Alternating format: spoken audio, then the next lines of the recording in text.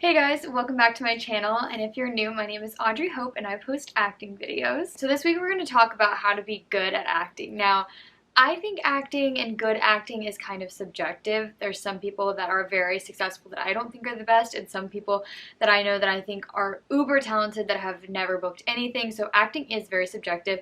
Some of you could think I'm the worst actress in the world. Some of you could think that I'm great. So I'm not going to be giving tips on how to be good at acting in that way. I'm going to talk about how to be a good technical actor, because technique is as important, if not more important, than the raw talent. Because I can tell you this, there are people on TV that do not have good acting abilities and like natural instincts in my opinion, but they're all technically good. Like you watch those Lifetime Hallmark movies, the actors might not be the best, but they are all technically good, because there is no such thing as an actor being on camera that is not technically good. It's impossible to watch. So technique is great because even if you aren't born with like an amazing natural ability to act, if you really hone in on technique, you can then start to like really learn how to, sprinkle in nuance and like get your raw talent really good. But the first step is to have good technique, because good technique is so important. Especially in auditions, you need to have good technique. So I'm going to be talking about good technique because I think anyone can at least be a very good technical actor. You can have good technique.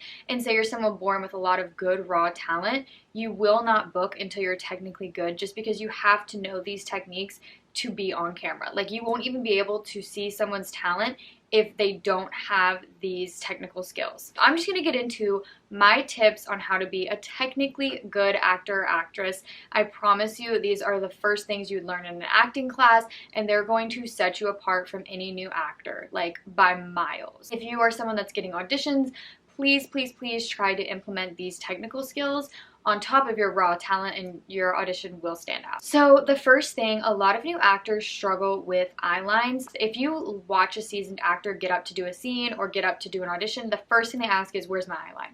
Because an eye line is so important. First of all, you obviously never want to spike the camera, but who you look at for your reader or for your off-camera eye line for an audition is so important. Because say I do my scene like this, and this is my off-camera reader. You could be amazing, but they can't even see the full extent of your face expressions if you look there. So play around with being good at picking an eyeline without someone even telling you, and really make sure that eyeline shows your face. Make sure it doesn't have you looking too close to the lens. Another thing with that is if the script is talking about like a window, or you are looking at this mountain, make sure you have eyelines for those things and really build the room around you, because they will believe you so much more if you know where everything is. So eyelines are very important. This one is very difficult, but it is something that you will hear. Try to blink less. Good acting is no blinking most of the time, because the second you blink, a lot of times they will cut away from you. So if you blink on a line, they'll cut to someone else's reaction, because especially in a close-up, blinking is so obvious and it immediately disconnects you from the audience. So a lot of seasoned actors have learned to blink on other people's lines, take a pause between their line to blink. It's very important to try to blink the least amount as possible. A blink can be a choice. If you're like frustrated and you like blink and look away, or you blink and look down, like that's a blink with purpose. But just blinking while you're talking is not good. And a lot of insecure new actors, when they're saying a line, they blink because they're insecure and they're nervous, and you don't realize it, but when you're nervous you blink more, and it immediately disconnects the viewer from you in your performance. Especially in a very intense scene, no blinking. Like I can go minutes without blinking. Like I will do a whole scene and I'll never blink. A lot of actors use this thing called ghost blinking, which I talked about in my crying on cue video. It's where you tell yourself, I told myself I just blinked. You let yourself think that you're blinking, but you're not actually. It sounds insane, but play around with it, and I promise you, you'll notice what I'm talking about, because anyone can ghost blink without actually blinking, and that's what a lot of actors use. It's something that when I first started, I did not even think blinking was something to think about. But it's made a world of difference, me focusing on blinking. And if you start working on it now, years down the line, you won't even have to think about it. It starts to become just like a habit, and you don't have to think about it while you're doing a scene. Another tip is have good rhythm. My acting coach says good acting is fast acting. That doesn't necessarily mean you need to speed through the whole scene or, jump on a line and cut someone off. It does not mean that, but you do need to feel out a rhythm, and definitely research like the streaming service or the director of a project you're auditioning for, because different streaming services and different projects all have different rhythm. Some are really fast-paced comedy, some are more soap opera-y, and you take your time with your words, you know what I mean? Like Netflix, a lot of them are very fast, like quick-witted, you know, so rhythm is super important.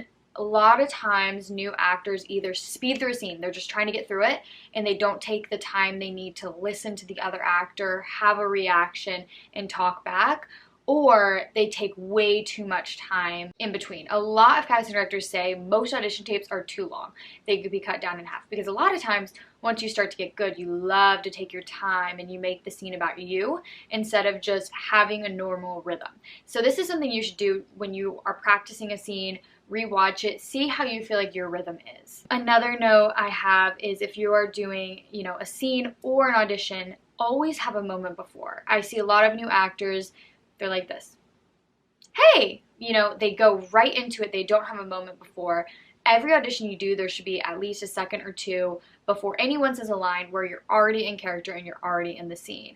You know, you're thinking about something, you're looking for someone, you're looking for something that shows you're already in that world, and then do not break character until someone says cut. You know, if you're doing an audition and you have an off-camera reader that doesn't call cut, leave several seconds before you break character.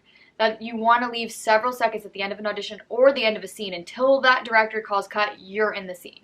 And until you've had a few seconds of the last line, your audition's not over. This is a really interesting one that I never thought about, but you want to have interesting line readings. So when actors get a script, you know, you're automatically thinking like, how would I say this? How would I say that? You want to have interesting line readings. So I choose certain lines and I give myself a certain tactic. Like, okay, I'm trying to guilt someone in this. I'm trying to flirt with this line. You know what I mean? You want to think about what you're trying to do with that line to give it more meaning.